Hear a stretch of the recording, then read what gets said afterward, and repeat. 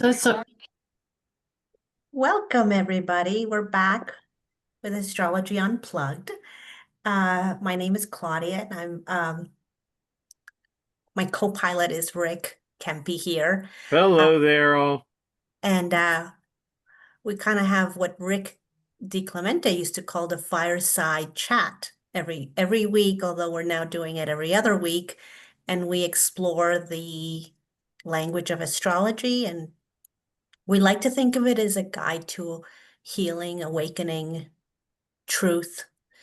And tonight we'll be discussing transits as timing for spiritual growth.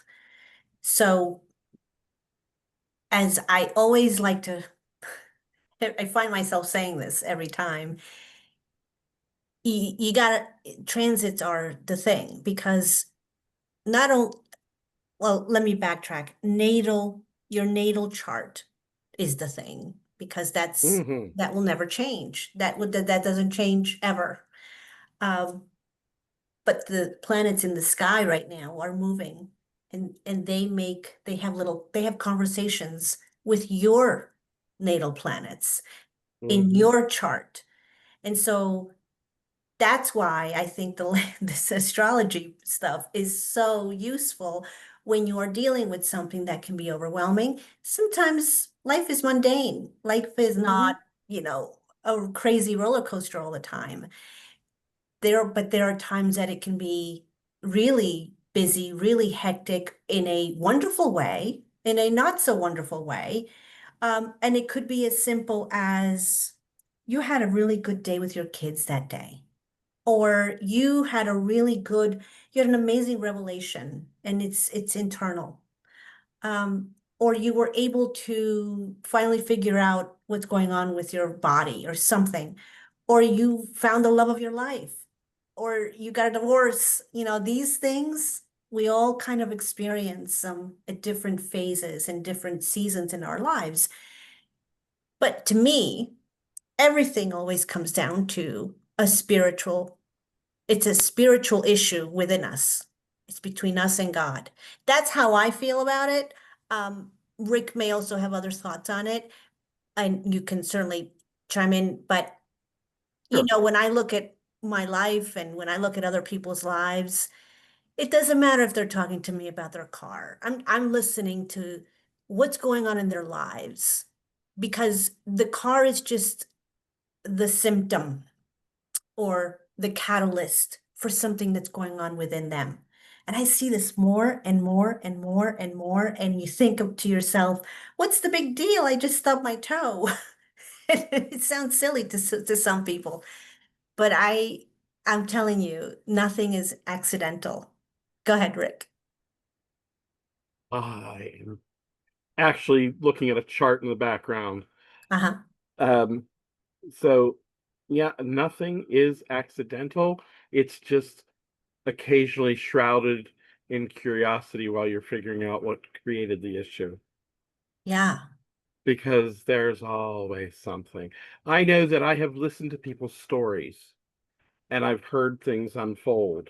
Their truth is falling out of their mouth as they're Mm-hmm. recounting details. And as they're putting little pieces of a train together, I see where it's going and I just zero into the chart and I find exactly what was going on Mm-hmm. because I can just feel something in my bones. Yeah. I'm Yeah. sure we've Yeah. all had that happen at some level. Yeah, and I have found sometimes that, and God bless Rick D, because he used to always tell me, don't listen to what people say. Listen to the chart because people lie to themselves and they lie to other people, not consciously, not maliciously. We Or have blind spots. yes, yes. So you always insist on, so you keep asking and you keep asking and you keep asking, and sometimes you have to go around a different door to get to the truth of what's really going on inside. And that's what I love about this stuff because it's really truly a roadmap. Now, I'm not saying that I always get it right and I always pinpoint it, but for the most part, it opens a window at least. at Mhm. least. And if it opens a window, that's good because it gets you to get in touch with your inner wisdom, which is to me invaluable. So why don't we start and I will share my screen and you guys let me know if you can see my screen.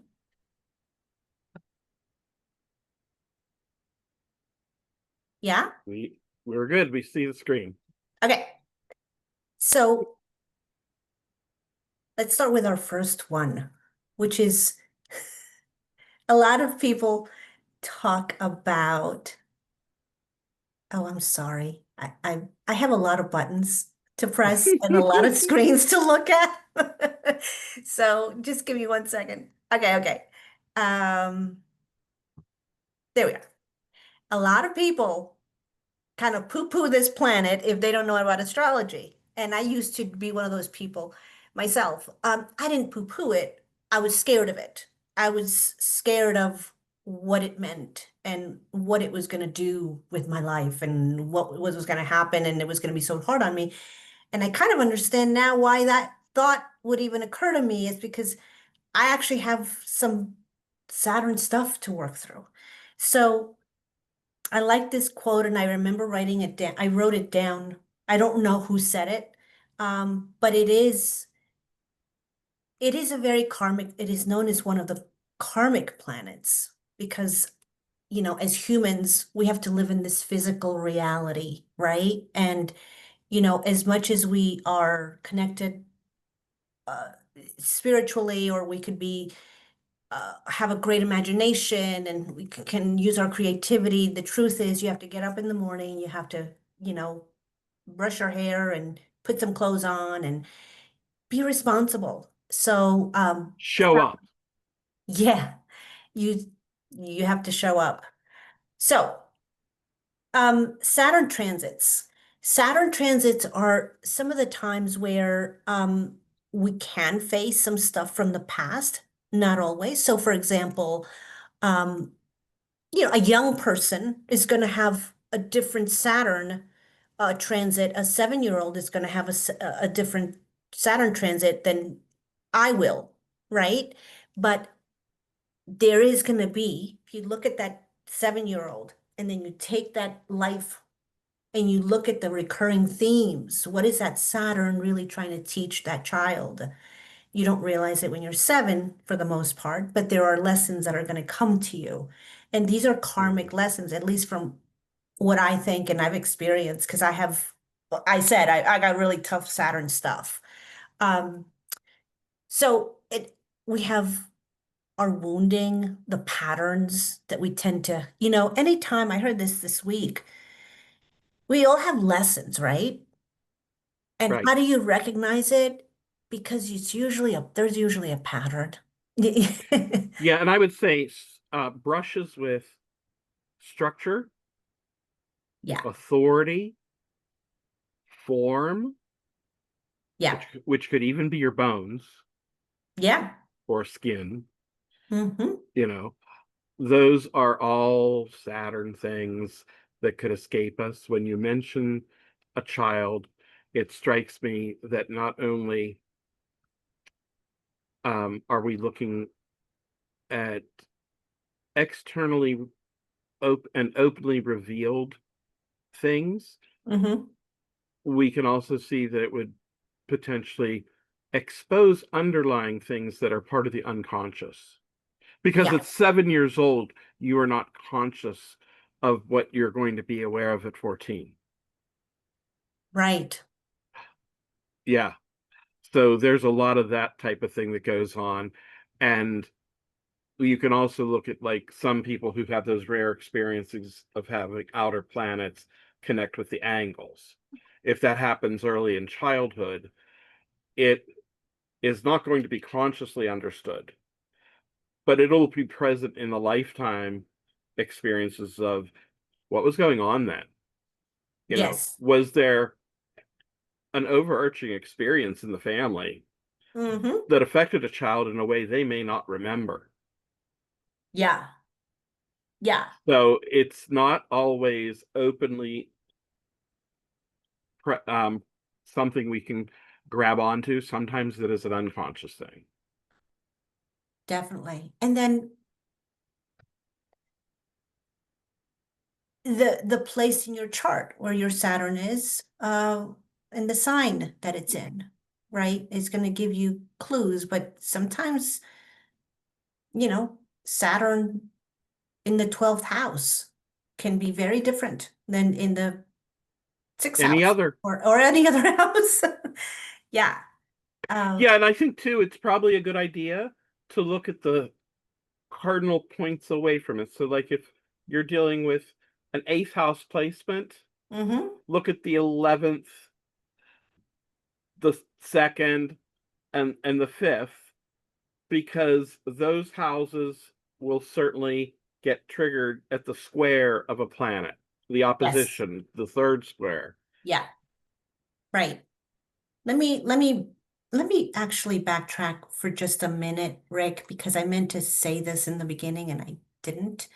So for those that are joining us on YouTube, um, or live here, I'd like you to, as we go through these slides and this conversation, think about the times in your life where you either know because you know your astrology or because you felt that, oh, I wonder if that was a Saturn time for me and I didn't know it. And we can certainly, if you're here with us live tonight, we can have a look. And if you want to, we don't have to, but it's really important because remember we talk about this all the time as well. Things are cyclical. So there's Mm-hmm. going to be a time that your Saturn return is going to come at 28 to 30, then you're going to have another square, and then you're going to have another return. You're going to keep having an unfolding of a story of these Mm-hmm. lessons. And like it or not, you're going to have to face whatever lesson they are, you know? Uh, so I really encourage you to really, really, as much as you can, and if you know your chart, for example, hey, like I got extremely bad eczema at 14. I wouldn't even leave the house. That's a pretty strong time for a Saturn. That's a Saturn square. And or is it Four, or did you say Saturn 14? or opposition? Opposition at Yes. 14. At 7, they had another issue, but that's a Saturnian time. I don't even have to, know too much astrology to know that something was going on because it was so bad. I mean, it wasn't just like, oh, it was bad. So, I can think of two things at that mhm. time. You not only have your transiting Saturn opposed to natal Saturn, you also have your progressed moon meeting up with its opposition. So you have that moon opposite moon Oh, at the oh, same time that you have hmm Saturn opposite hmm Saturn. hmm It's just a different feature. Yeah, So it's an incredible time of understanding so much from examples of mother and father, yeah, structure and nurturing, you know. So there's a yeah, lot of touch points for initiation into adulthood. big time. That young adulthood and for me, yeah, these themes actually continue when I'm almost 51. So it's not, that's what I'm saying. And uh Rick D used to tell me, you just gotta, you must accept the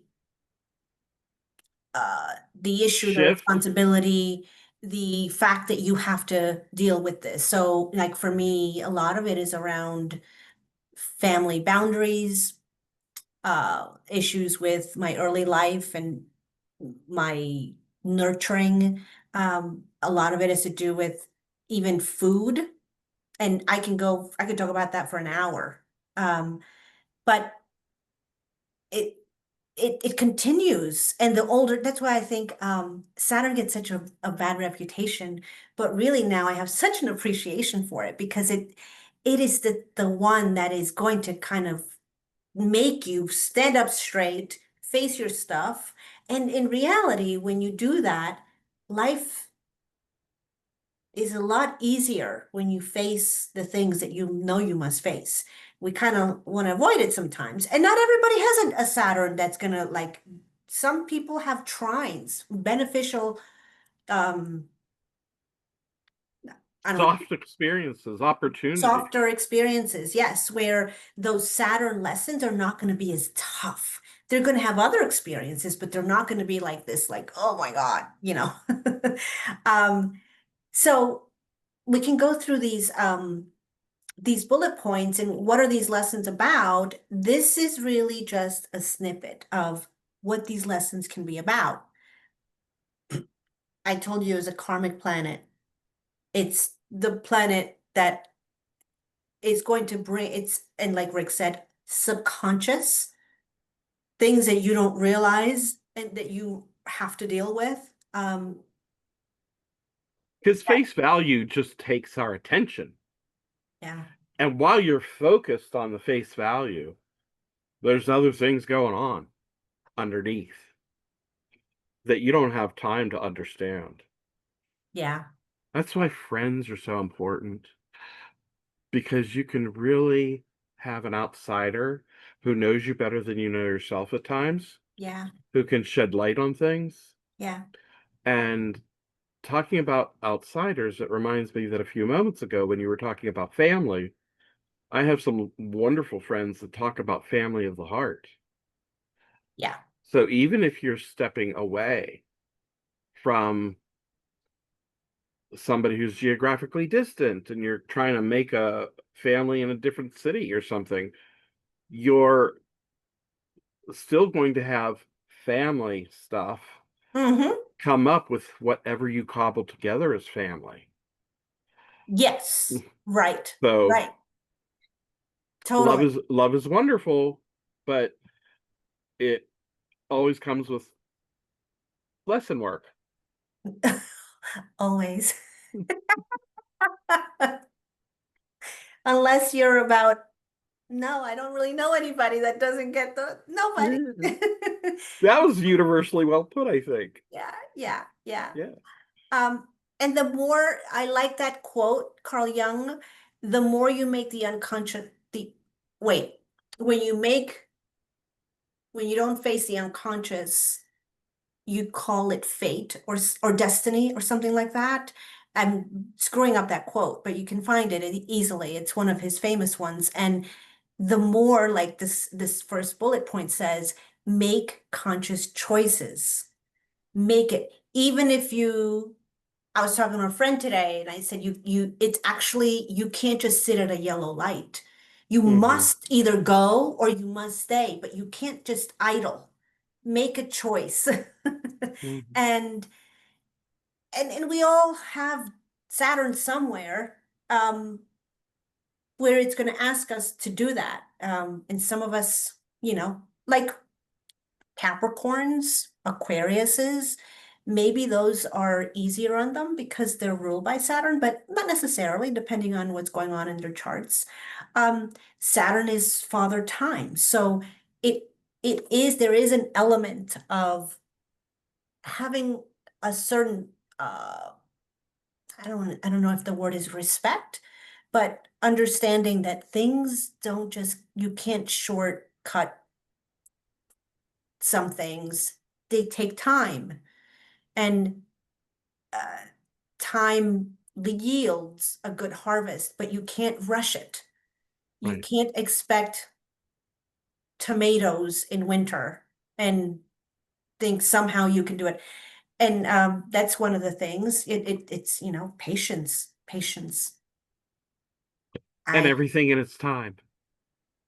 Yes, and everything in its time. Spiritual discipline. Yeah, committing to a practice. I remember this was a few years ago. Saturn was opposing my sun. And Rick D said to me, I said, Rick, I was just whining. I was literally just whining. He goes, "This is exactly what you should not be doing," he said to me. Because I was just bitching about how tired I was and how, oh, poor me.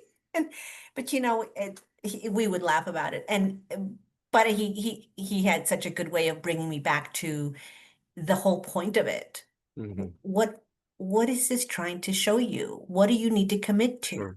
What do you want to stand for and actually commit to it in a disciplined way? So at the time, I actually started committing to meditation a whole lot more, a lot more. And because I knew what was going on, even though I didn't feel like it sometimes. But that's the thing, it's You like, mean you didn't feel like meditating? right. I didn't feel like Yeah, meditating right. sometimes, but I did it anyway. Even Right. if I didn't do it for as long as I should have, the point was to just commit to doing it. And Mhm. it passed. He used to say it, Saturn fire signs tend to just want to, they're so, they're such spirited signs. Fire signs can be really spirited and just go with the moment and go with the flow. And that's Aries, Leo, Sagittarius's. Um, Go where the wind blows them, yeah, yeah, I don't, and because it so, blows the fire along the prairie. yeah. Yeah. And Saturn That's why wants the symbol of the certain, horse just loves to run on the open road. yes. And Saturn wants you to make a conscious choice and structure your time, your life, your discipline, your job, your body, your health, your relationship, everything, everything. And there's a reason for it. And you look back and you go, well, at least I do. I go, oh man, it's a good thing I had to do that. I'd also share that I've been having conversations recently where I've shared a practice over the past month where I'm aligning the days of my week to include energies of the planets. So if you are Yes. trying to offset the strain of Saturn time Mm-hmm. of conflict, I would definitely suggest doing some really comfortable things that you can put your effort towards on a Saturday. That is Saturn's day. Mm-hmm. So go ahead and do something structurally important. Maybe go ahead and, you know, do something that is, or take, go visit the elderly, give Yeah. respect to the ancestors, uh, even volunteering with children because they are weaker or with animals. Yes. Yep. Something weaker than yourself to extend yourself is a wonderful way to balance some Saturn karma. Mm-hmm. Yeah. And that's a good way to put it is to balance the Saturn karma. I had an astrologer one day say to me, uh, he was a Vedic astrologer. He said, once you once you really get a hold of your eating, you'll be way better off. Because it sounds funny, and I'm not trying to make light of it, but I've always been obsessed with food. Like I absolutely am obsessed with food. Not anymore as much, but I just love to eat. I mean, it sounds silly, but you have to have it's very it's not conscious. It wasn't until about actually now that I think about it, it started around the time with Saturn opposing my sun. Um, Mm, but which doesn't happen every year. no, and I started to look at everything in my life, but it it was actually really true because I had to have a certain sense of discernment about myself and how I was using food. Or it sounds really small, but it really is. I have it in the second house, which is the house where you consume food. Um, so, oh, I'm sorry. I didn't mean to do that. Don't look. Close your eyes. Oh, shoot. Oh, wait. Okay. Um, ego death. Yes.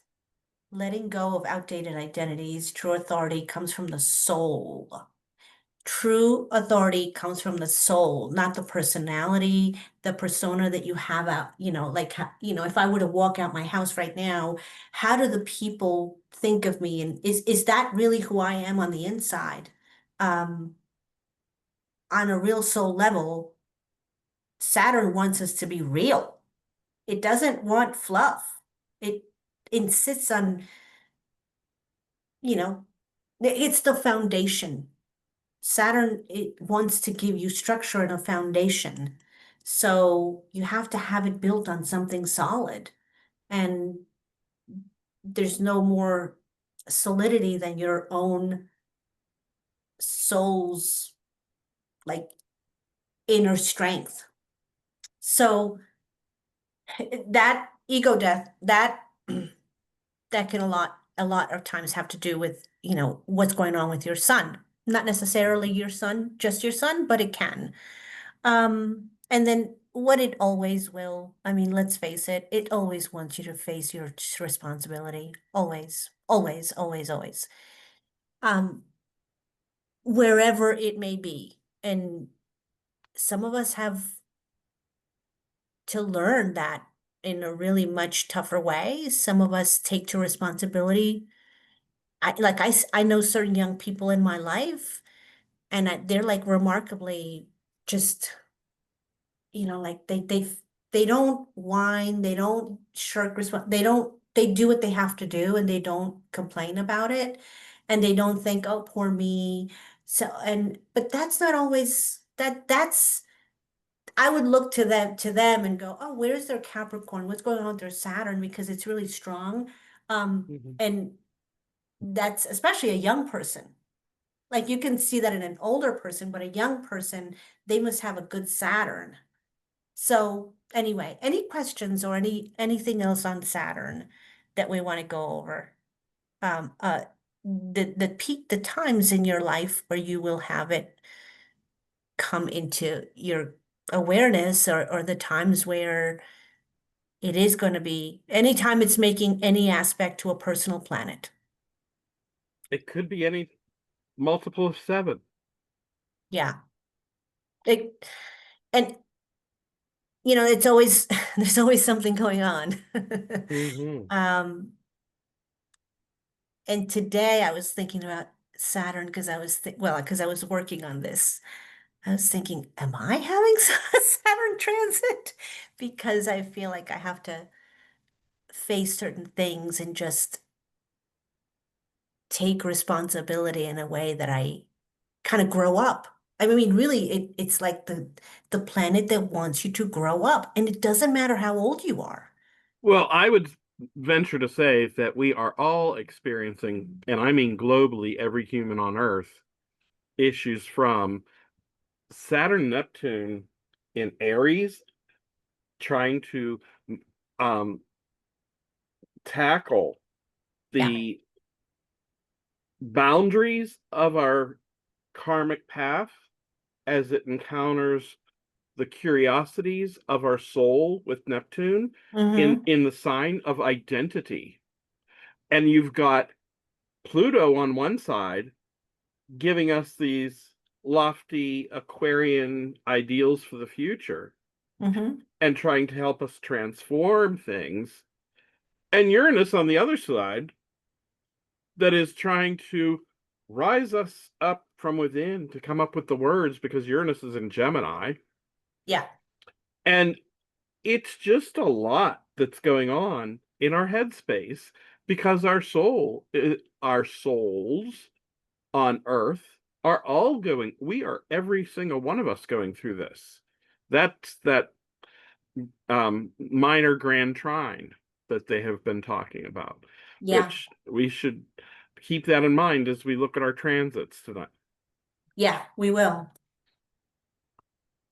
All right. Uranus. So I should have said this earlier on. You're not really going to see any personal planets on these slides because it is the outer planets that really, really help us face. that part of ourselves insisting on spiritual growth, it's going to look a little different. The events in your life are Mhm. going to be different, but planets like Mercury, Venus, the moon, Mars, those are the personal planets, and they're the ones that are going to be, you know, more with your daily life, and they're important to us all. But these outer planets, and those are the ones that create inner and outer real spiritual growth, which leads to change in your life, really. Mhm. Yeah. You just can't, I can't say it any other way, except, I mean, talk to me about somebody that's having some sort of transit like this and they're not having stuff. Was going to say another S word, but in their Mhm. lives, it's a lot, that's what they're going to do. So Uranus. Yeah, and I will say this on behalf of other astrologers out there. The Hellenistic Western astrologers and the Vedic astrologers have their own ways of finding some of this stuff out with different techniques and awareness. But adding Uranus, Neptune, and Pluto really much more quickly illuminates Mhm. these things. So Vedic astrologers don't use the outer planets, but I happen to really appreciate, this is just my personal thing. I know a couple of astrologers, I know a few astrologers that have Western and Eastern astrological Practices. knowledge. Yeah. And Hmm. so they really marry both. And it's Hmm. beautiful because they, you know, Vedic astrology is a whole thing in and of itself, but they also understand Western, and so they incorporate the outer planets, and it gives way more context and meaning. Um, I believe Vedic just goes up to Saturn, Right. and then they don't include Neptune, Uranus, and Pluto. Um, but there's a couple of them that I love because there's a lot to be learned from both. I don't really think there's any, I don't like to think that one is better than the other because they're just not. So Uranus is the planet, as you probably all know, the planet of change, revolution, awakening. And it's not going to send you an email about it. It's going to insist and it's going to be like, bam. I had I had somebody tell me today that it was my therapist, and she goes, "You're going through a Uranus," because she's also knows astrology, which is fantastic. I found the right therapist. And she said, "Oh, so your Uranus transit is really not only are you being a catalyst, but you're like for other people too, like you're helping other people as well as yourself." And I didn't expect that, but a catalyst for change. And it's because inwardly I'm feeling that. So it's coming out as well. Um, so it's You function. share the support of your own lesson. Yeah. I mean, literally right just a couple of hours before, just a just a little while ago, I had this what I felt like was a real Uranian moment. Um, and it's going over my ascendant. So Uranus is going over my ascendant. So it's technically in my first house right now, but it's gonna retrograde back to my ascendant. And it's a wild time. That's one thing that it's exciting and wild. Um, it is disruptive though. It's not it doesn't come peacefully. And I don't mean that it's bad, but it is disruptive. But that's part of the archetype of that he kind of wants to, let me do this. It shakes you awake. And to the degree that you need to be shaken, you will have that shaking. Some people don't need it as much, and some people do. And uh, it's just this is one of the ones that I think that would throw me for an absolute loop if I didn't know what was going on in my chart, because it is this it's like being on a roller coaster ride. It's disorienting. Um, but it wants to free you. It wants to free you and your soul. Um, Rick said before when we were chatting is that the word authenticity is big. So with this planet, it, Absolutely. It there's an unconscious part of you that recognizes a lack of fulfillment if you are not living authentically. yeah. And Uh, it's a good thing that we have these transits because, We take stock of our life.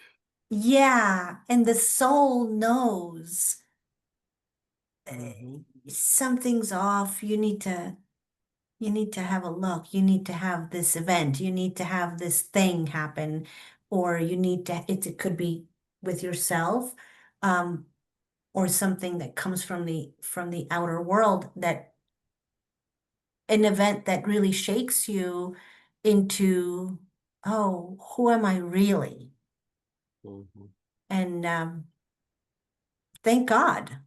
Because I wouldn't want to be kind of going through a zombie-like state or doing, whatever the Joneses were doing. That's just not really living. Um, Really sudden insight. I've been feeling this big time. I've been feeling this so much. And sorry if this is not the Claudia show. I'm just telling you that this is what this one's happening to me right now. And uh, I feel it, and I'm so grateful for it because I remember hearing these stories of how people, and it just started. Um, but I I feel stuff, I see stuff, I feel like I know stuff, and I don't know how I know it. It's just what's happening, which is really wonderful because I'll say something about the time and speed of Uranus. mhm, It is like the lightning flash in a night sky. It comes on suddenly, impressively, with a moment in time, and it's undeniable. yeah, You saw that flash. Boom. yeah. Welcome, Linda. Hello. Hi, Linda. Hey. And you can't unsee it. After you see it, you cannot unsee it. Right. And you wouldn't want to. Um, it is known as the planet that is going to be the awakener, which is can be associated with the Kundalini rising. And Or that's, revolution. oh, totally. Um, that's a big part of it. Uh, because your consciousness is expanding. It's Rick would say it wants to connect to this divine power.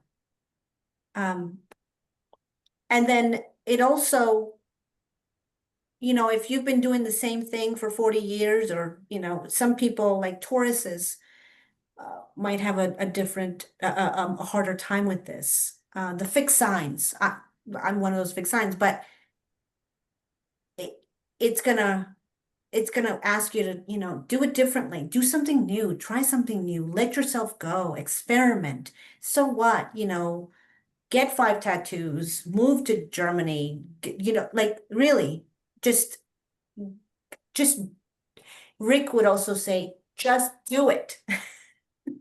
Do not hold yourself back. And if you hold yourself back, you're gonna be in trouble because your heart knows when it's being held back. And it's one of the worst things we can do with ourselves and in our lives and because I knew this was coming, and because I knew this was Uranus, I actually forced myself to do things that sometimes I'm uncomfortable with. And, you know, Some of them might be small, some of them might be bigger. Like today, I was thinking, well, I'll take this trip and I'll do this and I'll go to Europe and I'll go by myself. I don't care. I'm just going to book a flight. And I thought to myself, oh my God, what am I talking about? But that's what it wants. It wants me to really, really be free and explore life as my real self.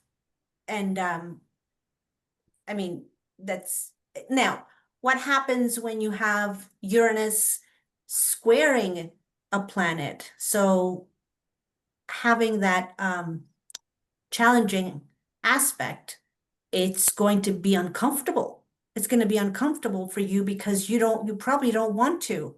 You're going to have some level of resistance, but it's going to ask you, branch out, do something different, get a new career, talk to like it's going to force it on you. Wherever your sun is and however that is, it's unique to all of us. But Uranus transits are like, for example, he's not here right now, but I know he wouldn't mind me talking about him. Our very own John. He just went through a Uranus transit um, on his sun. I mean, that's a big deal. That's a big deal.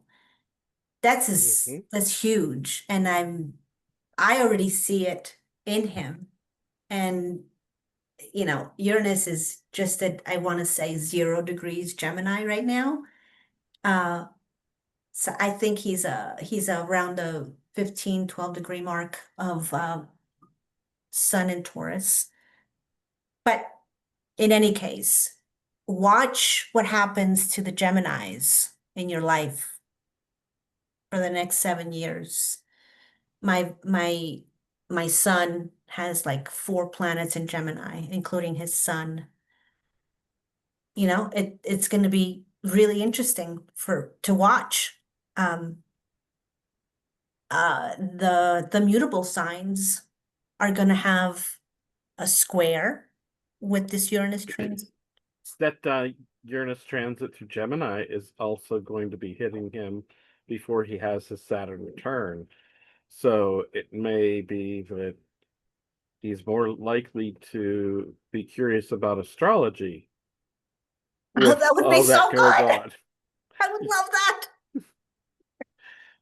I mean, when Uranus goes hitting 4 things in one space, I know. you know? Oh, I know, I know. And Uranus, by the way, rules astrology. Hmm. Uranus rules Aquarius, and that rules astrology. Um, But I mean, it also rules a lot of other things. Astrology is just one of them. But it rules technology. I mean, he could go into a whole new area of his life. I mean, here is what's going to happen. One thing I know for sure, it's not going to be the way it is now. That's all I know. Because Uranus is also surprising. It's like, I think personally, Uranus and Neptune, they can be harder to pinpoint what the activity, what the event Sure. might be because they're like a wild card. They really are.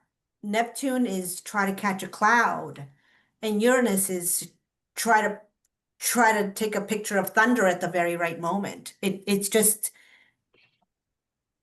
It's quick. Snap a picture of It's out of lightning. yeah. Lightning, that's what I meant to say. Yeah. Yeah. Yeah. Um, Linda, I was telling the group if there's any time where you remember, oh, I do remember I was having a Uranus transit or whatever. Please Anything let from us Saturn to know. Pluto. Yeah, from Saturn to Pluto, and to the degree that you're comfortable talking about it, because uh this is how we learn. Like I just talked to another astrologer and I asked her, she just finished her Uranus going through, I mean, Uranus is going through her ascendant. She said she totally changed the way she looks. That's about it. Um, for her, maybe that was it. Um, but yeah, I'm curious if you do remember, please let us know. So, which planet comes next? Hmm. Dun dun dun. Dun, dun, dun. Uh, okay, Neptune. My my one of my favorites.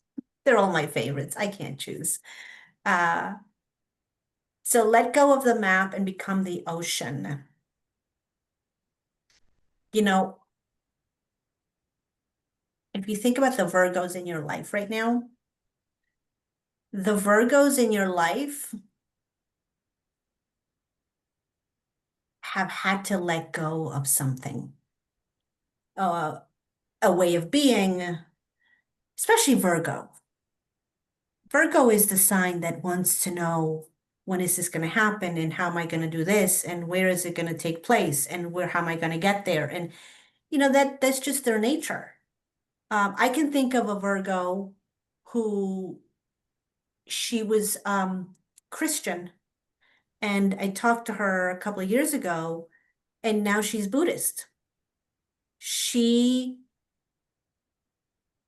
she's like a completely different person in that belief system way, which Neptune, is definitely the spiritual planet, the spiritual planet. Um, so when you think of Neptune, um, now that you've all seen the slide, you're going to be cheating, but I'm going to ask you anyway. What do you think of? You could just say it out loud. Please don't Spirit, speak all at once. I was just going to say spiritual. Sorry, Linda. Just it's Yeah. spiritual. It's Yes. it sort of feels like love or something for Yeah. me. Yeah. It can also feel so transcendent that it is difficult to put into words. Hmm. Very much so. Very much so. If you've gone through, well, I'm sure all of us have had some kind of Neptune transit in your lifetime, because we're all old enough, and there's no doubt that you've been through a Neptune transit. And if you think back, it would be great to know, what did you feel? I remember around 2005 through 2008, I was in a fog. I'm telling you, I was in a fog. I didn't know what was going on. I was really into photography at that time. I was just sleepy.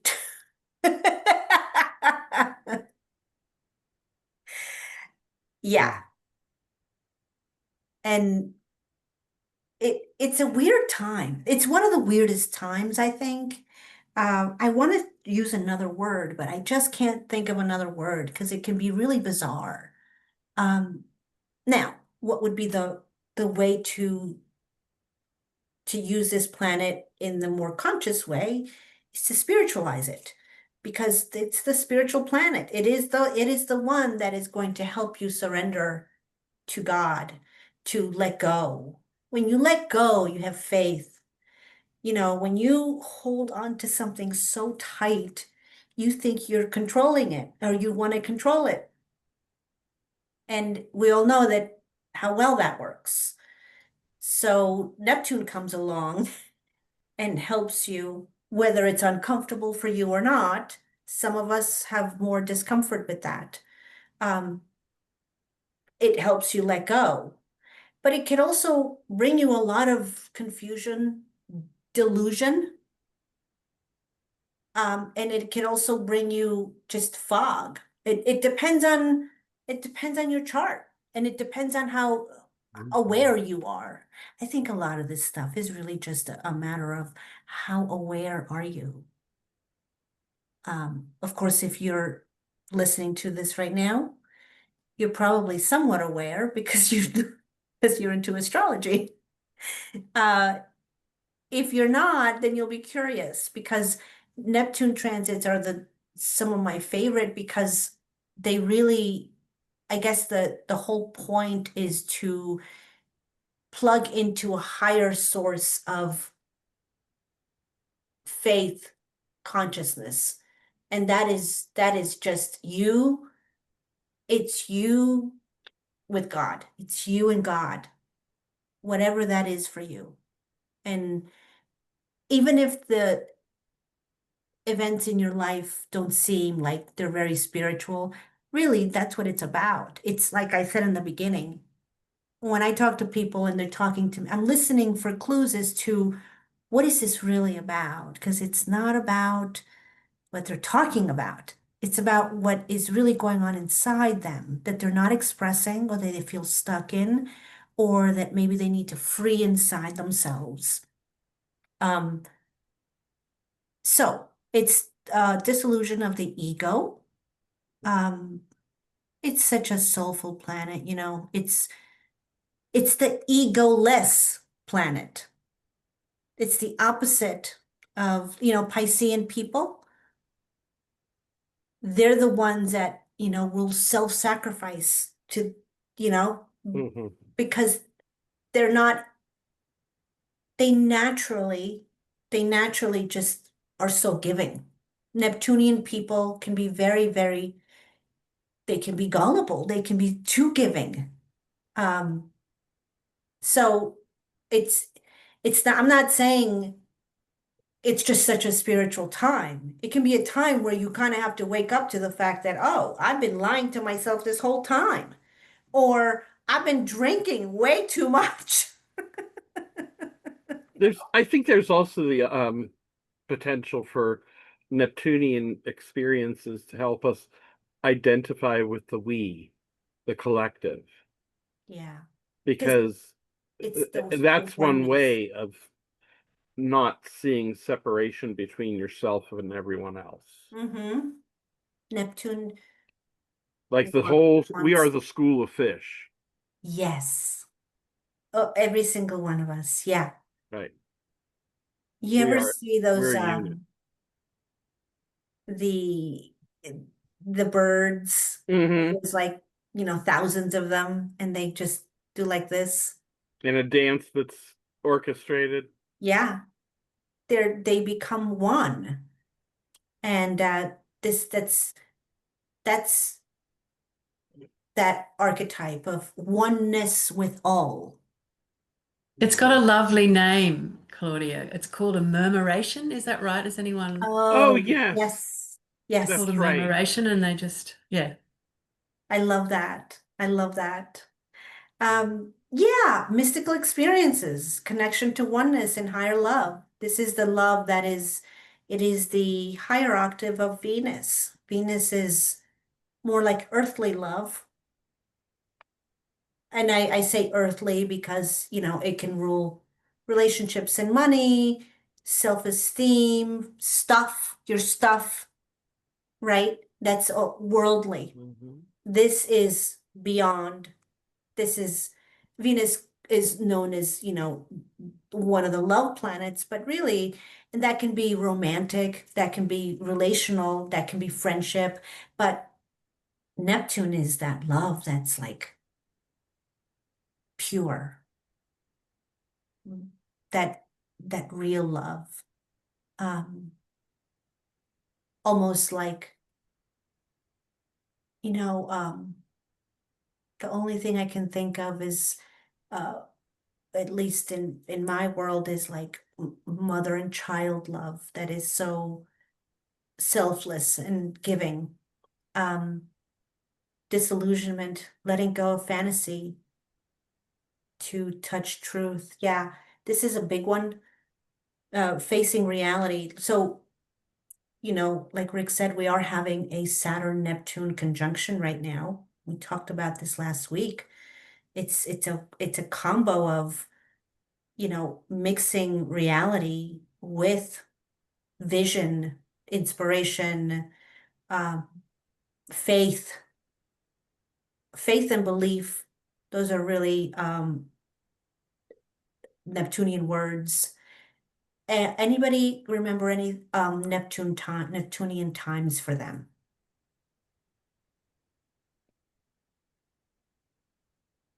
No. Um, the Aries, they're gonna, so Miss Jane, you're gonna be up.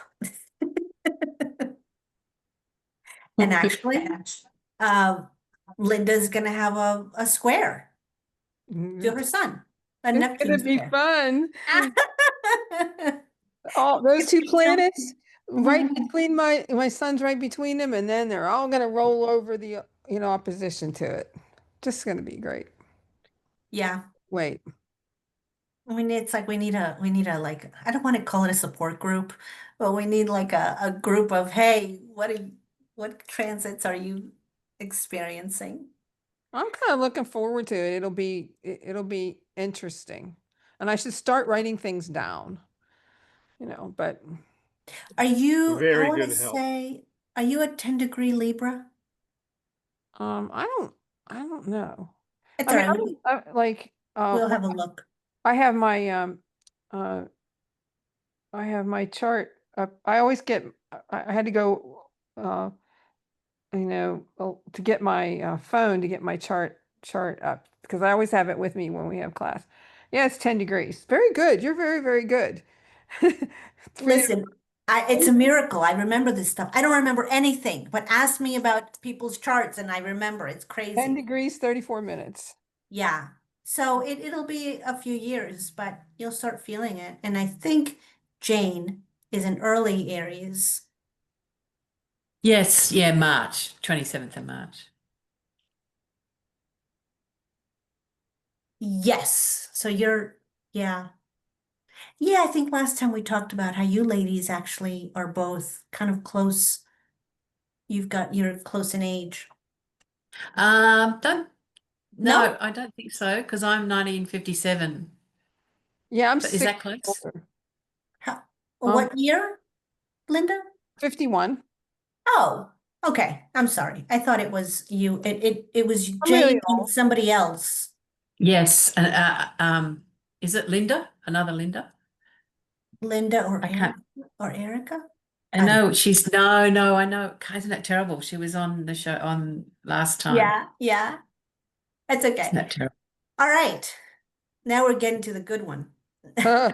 No, I mean they're all good. This is the one that's going to knock your socks off Sure. and make I you can light with. testify. I can testify. Oh yeah. This is the I one. just remembered Claudia, Diane. Yes, that's right. That's right. Okay. Yeah. Through the darkness, the soul emerges purified. If that's not a Pluto transit, I don't know what is. Um, it it will turn you inside out in the most sometimes really dark and uncomfortable way. Not always, but oftentimes. I'm not going to make it pretty. I'm not going to, because I really believe that number one, planets are always and transits are always trying to help us. But Pluto is not one that's going to come along and you're going to feel like, you know, Mm. like Neptune. It's not like that. You're going to go through the dark night of the soul. And that's what you got to do. And you can't bypass it. Um, depending on where it is, if it's your moon, you're going to feel it around family, around God, it's your found it's so much. Your moon will it will completely transform you. But it will transform you to the degree that you're not it wants to make the unconscious conscious. Now, this is the one that's really unconscious as well as Saturn because this is the depths of like real like the nooks and crevices of your subconscious mind. What's in there. And you have to work with it so you can bring it out and face whatever it is. If it's your sun, if it's your moon, if it's your Mercury, if it's your whatever it is. And it will do, I mean, you're not going to get around it. I've never heard anybody that went through a Pluto transit and said, oh, I don't remember. No, you remember. You Mm. remember as one of the times of your life it unravels you. It can bring you to your knees. It, it is the one that when after it's done, you feel like you may have gone through a battle, but you are so much more in your sovereignty and your strength. Um, you have a stronger sense of self. Um, you have a better awareness of yourself, life, people, relationship, everything. Um, people going through this is one of the first things I look at when I look at people's charts. Are they going through a Pluto transit? Because if you're going through a Pluto transit, it's almost like everything else doesn't matter because this is so big in your life. It's gonna overtake your whole life. Um, please, Linda, share. Oh my God. Pluto, the Pluto transit. Okay, I can tell you exactly when it happened. I'm Uh-huh. not sure when it started. I'm thinking maybe 2012, 2013 for sure, and into 2014 was the meat of it. But it was like conjunct with some things in Pluto. My chart, Pluto was everywhere. There Oh was no gosh. place in my chart that wasn't Plutoized. And Oh wow. I spent a lot of time on the phone with Rick. Oh, I bet. Because I was really, and then I had, and I still have it on my phone. And I have this Celeste app, Yeah, and it was yeah. extremely helpful to me because when you pull up your chart, it tells you all of the where everything is. Mm-hmm. And for 18 months, it was every day I'd look at it and think, when is Pluto gonna be done with Yeah. me? Because well, see, let me see what happened. Well, uh, ended a marriage, got into another relationship, and the guy ripped me off financially. He was cheating. And it's somebody that I'd known for 35 years. I mean, it was a long, I thought of friendship. Oh no. Oh no. His real nature. Pluto just ripped that off. And you can, Yeah. um, I had never lived, I hadn't lived alone as an adult since, my mid 20s, Mm-hmm. late 20s. And all of a sudden I'm living in this house and there's 2 acres of ground and I have to mow this like gigantic hill. And it's like, I mean, every single thing. Money was a challenge.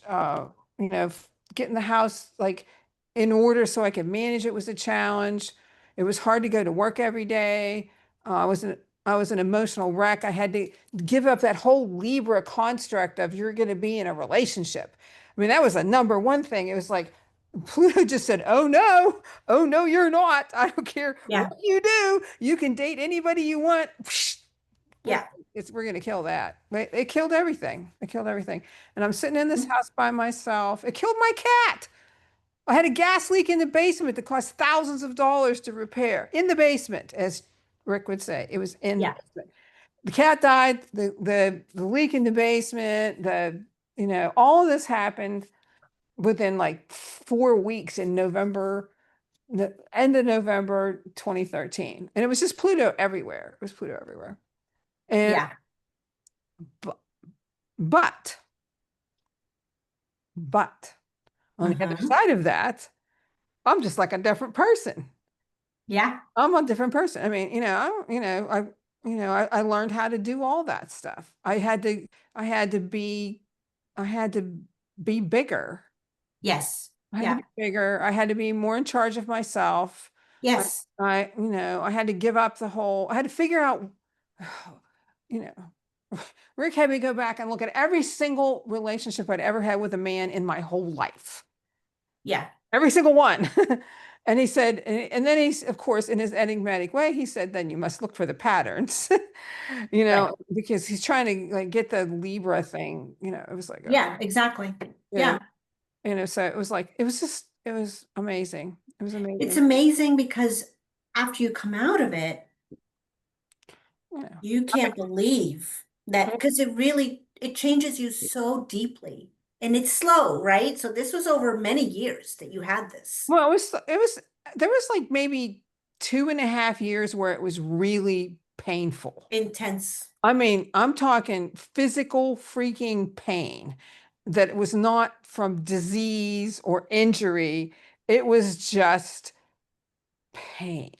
Mm-hmm. It was like stuff leaving the body, but it was Yeah. not physical. I mean, I can't explain. I don't even know what to say. You know what, It was Linda, like I snakes used to, crawling in my brain. It was like, yeah.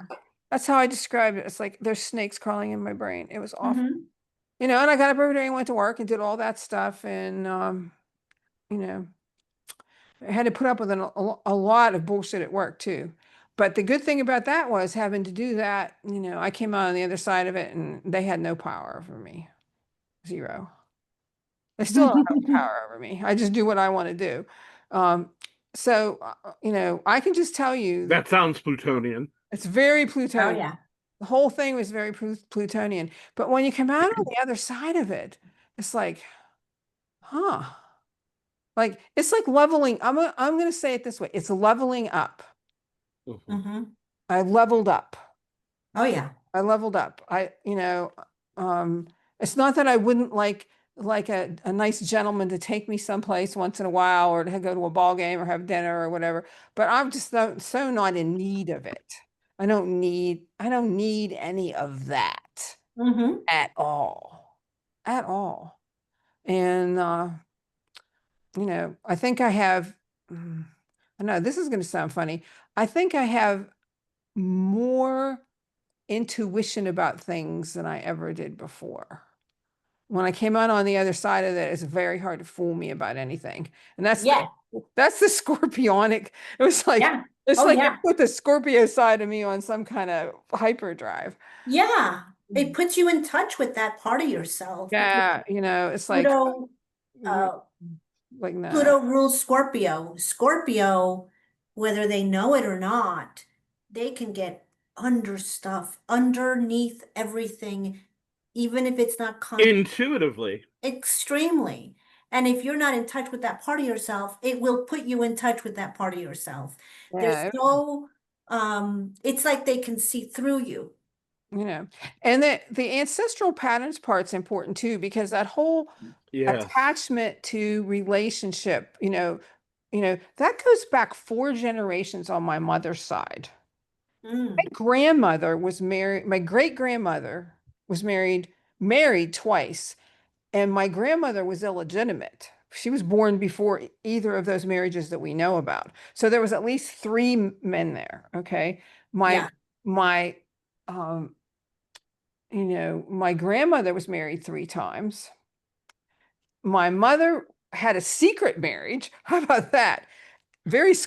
scorpionic, very scorpionic. She had a secret. She was a Scorpio, uh, but Rick once said, "Well, this is like Hitler's chart."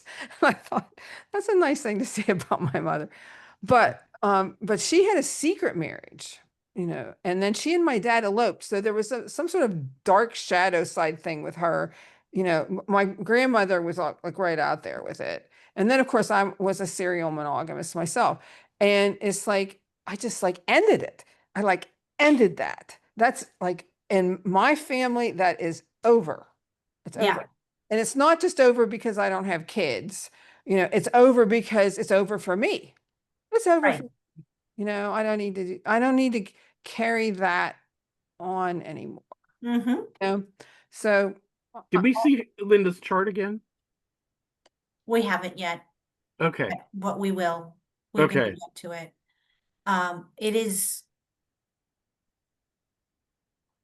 It is such a deep, heavy planet. I recommend it though. I do too. I mean, I think Rick used to tell me that you have to have a lot of courage to go through the kind of Pluto transits that I did because it was so everywhere in my chart at the time. Yeah. And I've never lacked that. So I just thought to myself, okay, when you look at a chart, this isn't going to be forever. That's the other Mhm. thing Yes. about being into astrology Yes. is you understand that this is a process. And Mhm. that if you don't get into this process, it's going to kill you. I mean, Yeah, yeah. that's he used to tell me, he says, you gotta fix this or it's gonna kill you. And and it didn't. And it's true. You're either gonna die inside or you're gonna die outside. Right. It's gonna, I mean, that's how that's gonna go. That's how it's gonna go. So Mhm. I think but that's why everybody needs an astrologer. It's like everybody needs a therapist too. Um, and a spiritual advisor. I mean, people need a squad of folks to get them through this stuff. But an astrologer, once you understand that astrology is just this energy in the universe that's coming around to help you grow and transform. And you have to understand that there's going to be a certain amount of pain and suffering in that, then once you do that, then it's not permanent. That even though it might take a couple of years to go through a Pluto transit, when you get on the other side of it, there's something else that's going to come that'll be just as interesting, but maybe not as painful. Yeah. So But the rewards are just, that's my Pluto story. the rewards are unbelievable because you're not going to be the same person anymore. No, no, You're oh going to no. be away. Oh, no one can fool me about anything. Yeah. Seriously. I mean, I always just say some kid will say something and say, okay, no, and I say, no, no, that's not it. Tell me the real thing. Or I look at them and say, yeah, I believe that. And then I just don't engage with it anymore. Because sometimes I just say, like, let them lie. That's their karma. It's not mine. But, I recommend, I think that's why I'm kind of looking forward to this whole Neptune Yeah. thingy. Because Neptune. you know, No, I'm not going to be the same really, on the other side of it. exactly. You And you can guarantee that, these, and it won't be bad. It can't be bad because if I start to having problems, I'm going to be calling you two. you should. And I'm going to be saying, okay, what the hell is going on here? And you know what Rick used to say is these things are happening because your soul is ready for this. That's right. You're ready. You weren't ready 10 years ago for this Neptune trend. Everything is so intentional. And you are, it's like the the sprout breaks through the soil at just the right time, at just the right time, and then it starts blooming and then it gets a flower at just the right time. And And you could talk about maybe it might feel rocky. I mean, there's always the possibility that major transits that came before the one you're in, you maybe didn't do as well. So you're not as prepared for the next difficult transit. Because as you go through difficult transits, it does prepare you for future difficult transits. it does. It really does. I have My yeah. explanation for it is like, if you don't do what you need to do at your Saturn return, first Saturn return, your Uranian opposition is not going to be easy. Mm-hmm. And if you go ahead and screw that one up, Chiron return is not going to be easy if you haven't done Uranian opposition well.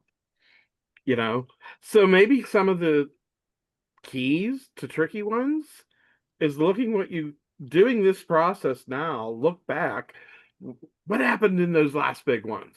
Yeah. Was I missing something? Yeah. So I've been looking curiously as my Pluto crossed over the IC into the fourth house. Mm-hmm. And boy, oh boy, I had a lot of spiritual transformation. It was because that's at 4 degrees Scorpio. And I had a very initiatory experience when it first happened. Mm-hmm. And it continued to move forward. And then it took a backward turn with the retrograde. And then it moved forward. And somewhere in, so that was happening like the first initial contact was the fall around Halloween of 1985. And then in the spring of 86, I was doing my first paranormal investigation, house cleansing, channeling of the dead, and then having distant communication with a spirit I did not contact. Mhm. We had I'd been working with a police psychic at an officer's home in the um, early to latter part of the evening, and by the time we were getting ready to leave, I was told there's this local haunt, that a dilapidated farmhouse, that when the local kids want to experience a haunting, that's where they go. And the last time it happened, the 3 kids ran out screaming and each spent 3 days in a hospital. Would you like to do a drive-by?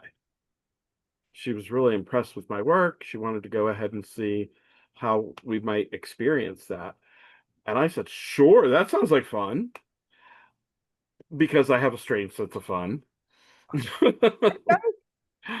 And I don't know how many miles we were from the space, but we were not even on the road yet that would take us there. We were on a longer stretch of another road, and I started getting distant communication, giving all the information to everybody in the car, down to how long it was going to be before there would be a turn, what direction bends in the road were going to occur, different intricate details. And the last message I was given by this lovely spirit was, that's the last turn. As soon as you make that bend, the road's going to level out and be a little straighter. On the left-hand side, you're going to see the house, and I'm going to be there in full view for everybody to see. And par for the course, there she was in the second-story window in all her phosphorescent glory. Wow. So talk about a Plutonian experience of communication with the dead. Yeah. I mean, Oh, what?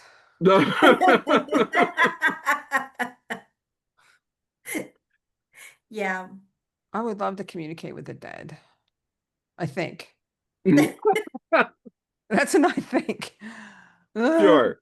Yeah, that's a really good, Wow. that's a really, really good Pluto story, Rick. Very Plutonian. It never, and you don't forget these times because they're so significant. They're like little, like you would put a little a little point. If you had your life mapped out, you'd go, oh, that's a big time. Oh, yeah, Yeah. that's a pretty defining moment.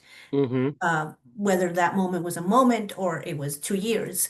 But Right. the events that take place during these times are just like, they can take you by storm. They can really take you by storm. And um, I actually heard, touching on something that Linda said, I heard an astrologer say recently, and I had read it before, that Pluto, when you're having a Pluto transit, there is a darkness that wants to leave you, that wants to come out of you.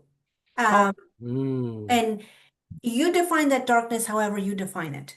And everyone's going to be different, but it's a heaviness, it's a darkness. And now that darkness is indicative of something else in your life, maybe, but mhm.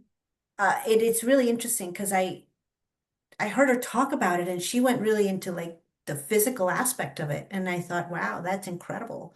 That's really incredible because there's a cleansing. Pluto wants to purify you. Mm-hmm. There's no sign that wants purification more than Scorpio. So when you think Pluto, think Scorpio. And uh, It's very much too like the Phoenix, that's where exactly. it takes an incredible transformation. Mm-hmm. And it will burn. It will burn, but it will come out this time. And if you know people going through Pluto transit, you just need to hug them or something. But a lot of times, if you're having a transit like this, Hug 'em or sage 'em. yeah, yeah. Um, and this doesn't just apply to Pluto. There will come a person into your life representing that transit.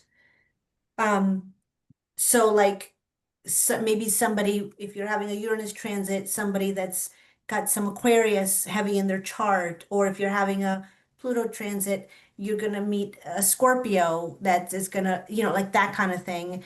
And it doesn't always happen, but I do find, at least for me personally, that it happens. I am having a certain transit, and here comes, I don't know, a person that is very Neptunian or is very Plutonian. Um, Also, one thing I told a friend this a while ago because he's going through a Pluto moon thing. And I don't know if he actually absorbed it, but Pluto will remove the things around you, the things, the money, the family, the friends, the partner, the everything, because it wants you to stand on your feet. It wants you to be strong in your own self. And it may not always happen that way, depending on the karma you have and what you have going on in your own chart. For some people, I see it, and I'm like, wow, that's very clear. Like you're definitely having a Pluto thing. For others, maybe it's stuff with career or it's stuff, but it's going to ask you that you stop having things to depend on, like almost like a walker, right? Where you have to kind of put your weight on the walker. Well, metaphorically, it's going to take your walker away and you're going to have to do it on your own. And that will be uncomfortable. That will be really uncomfortable. But it's doing it because it wants to have you stand up for yourself. It insists on courage. Courage is a big deal. And if you work with the energy, it's going to help you. It's going to help you. It's not going to be rosy, but it's going to help you. And if you Linda, don't, if you want to go ahead and speak after Claudia, I think you might have some thoughts to share. Oh, I didn't even know if it was, I was just like agreeing. I absolutely agreeing with what she said. What were you seeing in your life that was confirming it? Well, that's standing on your own feet. I mean, Yeah. if you're you know, I mean, sometimes I make fun of the Libra side of me, and believe me, there's a lot to be said for an evolved Libra. The high side of that sign has, um, there's a lot, Rick and I used to fight about this all the time because he didn't like Libras. He just didn't. And he would pretend that he did, because he'd be around Libras and he would pretend, yeah, they're not so bad. But I say, no, you don't understand. You don't understand that, because he says that like they're social. It was such a Capricornian thing to say. They're social. Like he was saying they poop A on the rug. dirty word. It was like a dirty word. They're social. And I said, no, no. Yeah, I said, yes, that's true. I said, but the other side of that is that you can't function in the world without people Mhm, get other people to do things. mhm. And as a teacher, I mean, I have to be able to do that. I mean, And humanity is full of social creatures. I We mean, are a social species. We are. yeah, and there, and there's a lot of things about that. But the problem with for me, goes back to like how did you get through the transits before? Whatever else had gone on with me and Pluto or anything else, those transits, and I never, I mean, I was 60 years old and I'm still like wanting a boyfriend. I mean, there's just something wrong with that picture. And again, I'm not saying there's anything wrong with having male companionship. I mean, needing a boyfriend in order to feel, like a crutch, like a walker, like a whatever. Right, right. And you know, I mean, Pluto. I mean, the message from Pluto was you're not going to get this. Sorry, sorry. You're going to try, and then I'm going to take it away from you. and I don't mean that in a negative way. Yeah, It's just yeah. that in order to evolve, I had to get past that in order to be a person standing on her own feet. Mm-hmm. And I think it's funny because I'm probably more dependent on other people now than I was then, because I have a yard guy who comes and cuts the grass. I have people who do things, but I pay everybody. It's me in charge of all of that. I'm Mm-hmm. like the general life contractor, and Mm-hmm. other people come and they help me, and they're really good about helping me. I mean, they not only do their job, but they do other things. They'll say, "Oh, I moved that old dead tree out into the woods so that it wasn't in the yard anymore." I mean, and he didn't have to do that. It wasn't. He's just paid to cut the grass. So, you know, Yeah. I I just think that everything you were saying is spot on. I mean, you know. Yeah. And I should say also to you this, and I had this thought when you were talking, it's probably what he saw in my face, that I was thinking to myself, you're, things that Rick used to know. Sure. Mhm. I mean, and I don't Yeah. mean not book knowledge. I mean, I think Oh, right, right. that thing, I think that you're open to that channel. I'm having that right now, Linda. You missed it, but that's one of the things that I'm having. I'm having a Uranus transit, and I feel like because I was kind of talking to him the other day, and I was talking to him about astrology and where I am with it and where I'm not, and I feel like there's this stuff coming through me, and I can't explain it. But that's a Uranus transit, and Uranus rules astrology. Well, I mean, it's just I mean, it was just like when you were talking, it was just unbelievably clear to me that Yeah, there's something really big going on there with you. yeah. Really big. I haven't looked at the transits about what I'm going to say. This is a little bit of a interrupted moment because we are invoking Rick's name. But a friend of our channel, Marita, and I and some other friends went to Lilydale on the 2nd of July, and she was able to return. And you didn't. I want to go to Lilydale so bad. All right, never mind. Okay. Linda, we need to plan a trip. I'll go with you. I'll stop misbehaving now. I want to go to Lilydale. Well, We need to plan that. this would be a year to do it because Marita went up again this past Sunday That's Marita. with two of the friends that went with us the last time and another. I didn't go with, but I got the phone call as soon as they were done with their, like, Marita hadn't even punched in coordinates on GPS yet. That's how early I got the call to make the return trip. And what Rick started the night after he passed, where he came and was visiting with myself and Marita, where we were getting messages and awareness, and carried over to the first podcast where we returned, that he had been taking her through the whole crew, the whole cast of characters and attendees, giving messages. Because back in the fall or the summer or fall, I had been telling her, we need to get you to be involved in a gallery. You need to do a gallery reading. And he made that happen. And then on the 20th, on her birthday, she turned paperwork in to function as a guest visiting medium. They accepted it, and she was invited to read that day. And it was rock star celebrity groupies that it turned the audience into. They were more thrilled and amazed with her than they were the regular mediums. That's amazing. Yeah, I'm it was so happy astounding. for her. Okay, I have a She's question. This is a big question. Sure. Okay, I want to go to Lilydale. We'll just put that on the table. But we need to have like a Lilydale South. And It's in Hill. Florida. It's called Casadega, but I don't think you meant that far south. no, I mean like here, In Pittsburgh. like a place that's, Hold on one second, Linda. Let me pause for a moment.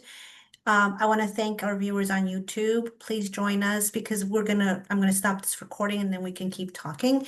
I would like to invite you to our next one, which is August 7th. And that one will be on the emotions of the elements.